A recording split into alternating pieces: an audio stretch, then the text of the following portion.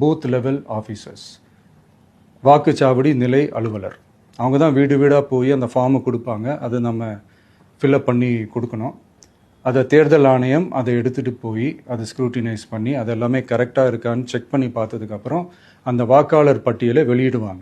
அந்த வாக்காளர் பட்டியலில் நம்ம பேர் இருக்கணும். அப்போ தான் நம்மளால் ஓட்டு போட முடியும். அந்த புது பட்டியல் வர்ற வரைக்கும் நம்ம வாக்காளர்களான்றது அது உறுதியே செய்ய முடியாது. இன்கேஸ் அந்த புது பட்டியலில் நம்ம பேர் இல்லைன்னா அது ஒரு தனி ப்ராசஸ், அது ஒரு தனி ஃபார்ம், அது ஒரு தனி கிளைம்ன்ற மாதிரி அது ஒரு வேற வேலை. ஸோ இந்த மாதிரி நிறைய சிரமங்கள் குழப்பங்கள் இருக்கிறதுனால மக்களுக்கு இது மேலே ஒரு கன்ஃபியூஷன் ஒன்று இருக்குது. இது என்ன வெரிஃபிகேஷனா இல்லை ஒரு மறைமுக ரீரெஜிஸ்ட்ரேஷனா இல்லை இது வந்து ஒரு நியூ ரெஜிஸ்ட்ரேஷன் மாதிரியே தானா அப்படின்ற மாதிரி நிறைய கன்ஃபியூஷன் இருக்குது. அவங்க செய்ய வேண்டியதெல்லாம் ஒன்று தான்.